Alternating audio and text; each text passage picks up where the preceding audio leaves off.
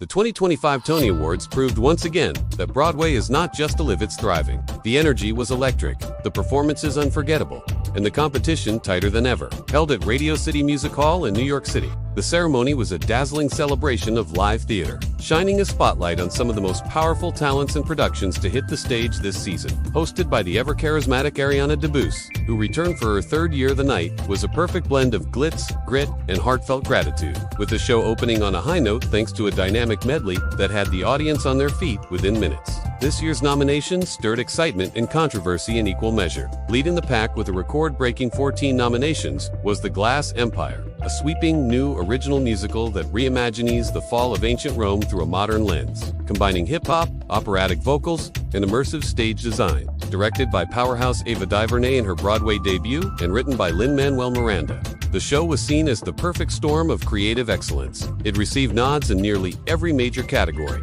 including Best Musical, Best Book, Best Original Score, and a standout nomination for newcomer Jalen Rivers, whose performance as the doomed emperor lit up the stage night after night. Close on its heels was The Fixers, a sharply written political drama that walked the tightrope between satire and tragedy, with 11 nominations, including Best Play, Best Direction for Ivo Van Hove, and Best Actor for Bryan Cranston's return to Broadway. The Fixers explored the moral compromises behind power with a razor-sharp script and minimalist, chilling design. Critics hailed it as Shakespeare for the 21st century, and the Tonys audience responded in kind, with multiple standing ovations during its highlight performance. In the revival categories, it was Cabaret that stole the spotlight, with Eddie Redmayne reprising his West End role as the MC and a hauntingly brilliant Jessie Buckley as Sally Bowles. The production won over both audiences and critics. Nominated for Best Revival of a Musical, it also garnered nods for choreography, lighting, and costume design, all of which combined to create an immersive, provocative reimagining of the classic show. Their performance of Will Command during the broadcast was a visual feast of shadows, neon, and raw emotion,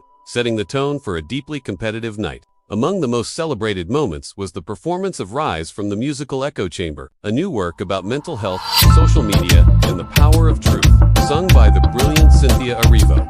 The ballad brought the house to tears and instantly became a viral moment online. The song's message about reclaiming one's voice in a noisy world resonated deeply, especially with younger viewers tuning in for a glimpse of Broadway's future.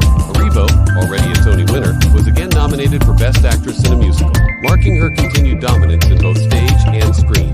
Speaking of dominance, one of the night's most closely watched categories was Best Leading Actor in a Musical, with nominees that included Hugh Jackman for his intense, stripped-back portrayal in Man of Iron, a postmodern take on American industrialism, Jalen Rivers in The Glass Empire, and Broadway newcomer Mason Cole, whose role in Before the Light was described as a religious experience by several top critics.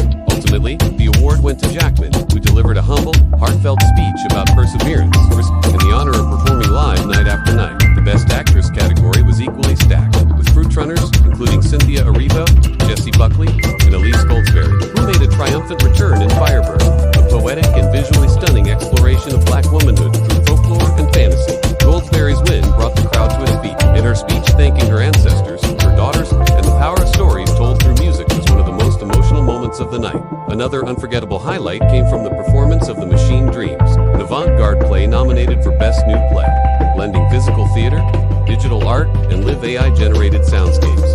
The performance was both mesmerizing and disorienting. The Tony stage was transformed into a hybrid space where actors and projections merged in ways audiences had never seen before. Though it didn't win the top prize, Machine Dreams opened a conversation about the future of theater and how technology can elevate live performance without replacing the human heart at its core. Best Direction went to Rachel Chavkin for The Glass Empire, making her the first woman to win twice in this category. Her acceptance speech, fiery and inspirational, called for more support for women and non-binary voices in creative leadership roles, and her words were met with rousing applause. Chavkin's vision brought together centuries of history, bold futurism, and deeply personal storytelling into a singular production that wowed the Tony voters. The In Memoriam segment, set to a stirring live performance of Somewhere from West Side Story by Lee Michelle, was a tender pause in an otherwise high-energy night. The tribute honored legends lost over the past year, including Cheetah Rivera, Sheldon Hart, and composer Stephen Clarendon, with black-and-white portraits displayed against a slowly moving Starfield backdrop. Not a dry eye remained in the theater when the final image faded to black. Best score went to the songwriting duo Ariel Gordon and Theo James for Light, a sleeper hit about family, grief, and second chances. Though the show had